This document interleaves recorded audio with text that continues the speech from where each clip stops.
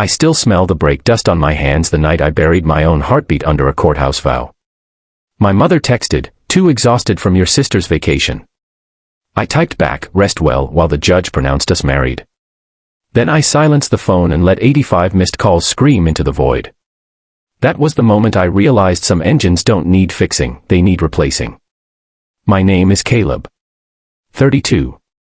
Grease under every fingernail and a toolbox older than most leases. I live above the shop on Route 44, where the neon open sign flickers like a bad alternator. Rent comes in a coffee can labeled, "Do not touch unless bleeding." I'm the guy cousins call at 2 a.m. when their girlfriend Civic coughs like a dying cat. I show up, flashlight between teeth, no invoice. That's who I was. Lila was different. She rolled in for a tire rotation and asked why her check engine light judged her life choices. I told her sensors are nosy bastards. She laughed so hard the waiting room vending machine rattled. A week later she brought me a roast beef sandwich wrapped in wax paper, no note, just fuel. We started meeting after closing, sharing gas station coffee while cicadas screamed in the pines. She said, "I don't need fireworks, Caleb. I need forever with the lights on." I believed her. I texted my parents a courthouse date and a photo of the steps still wet from morning rain. Mom replied 4 hours later, "Your sister just landed from Santorini. We're wiped. Maybe brunch later." Dad added a thumbs up emoji like he was congratulating a stranger. I stared until the screen dimmed, then went back to bleeding brakes on a minivan that smelled like spilled juice boxes. That night I found Lila's aunt's restaurant on the local Hidden Gems segment schedule. They wanted B-roll. I shrugged, free publicity for the ravioli. I didn't know B-roll meant drones and ring lights and my face on every sports bar in the tri-state area. Friday, 11:07 a.m. The judge smelled like peppermint. And justice. Lila's veil was a hardware store mosquito net we'd laughed over in aisle 7. We kissed. The room smelled like lemon polish and possibility. At the restaurant, her Aunt Marisol crushed me in a hug that cracked my spine. "Welcome to the chaos, Mijo." Cameras glided like sharks. My phone buzzed, "Mom, thinking of you." Jenna's jet lag is brutal. Then Dad, "Mount the new TV tonight. Your mother's show is pixelated." I typed, "Getting married." Stop. Hit send. Face down phone. The producer asked for 30 seconds of toast. Lila squeezed my hand. We clinked glasses. I said, "This lasagna could raise the dead." Laughter. Cut. Print. Buy cake. My phone was a hornet's nest. 85 missed calls. I slid it into Lila's clutch like contraband. "Dance with me." She did. The drone caught our shadows spinning under string lights. But that wasn't the worst of it. Morning after, cold wedding cake on paper plates, Lila's bare feet on my thighs, segment replaying on her laptop. Comments, couple goals. "Where's this place?" Then the texts detonated. "Mom, we feel ambushed." "Dad, marrying money changes things."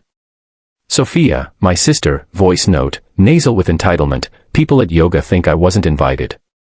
Fix your narrative. I poured coffee, hand steady for the first time in years. Noon, Dad again. Family meeting. Bring checkbook. Sophia's loans are drowning her dreams. I typed slow, deliberate. We kept it small by choice. My marriage is not a crowdfunding campaign.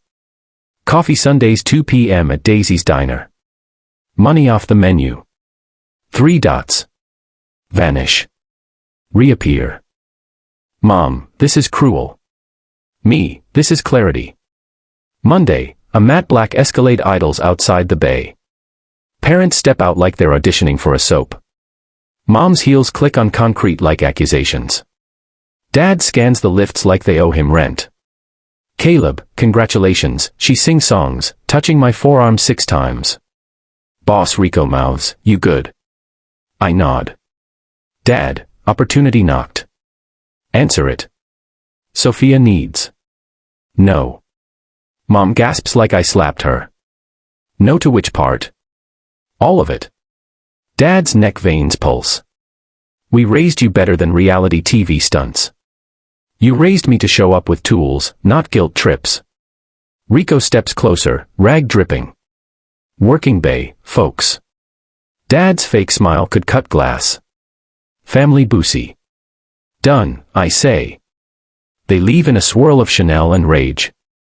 Rico hands me a grape Gatorade. Blood's thick. Motor oil's thicker.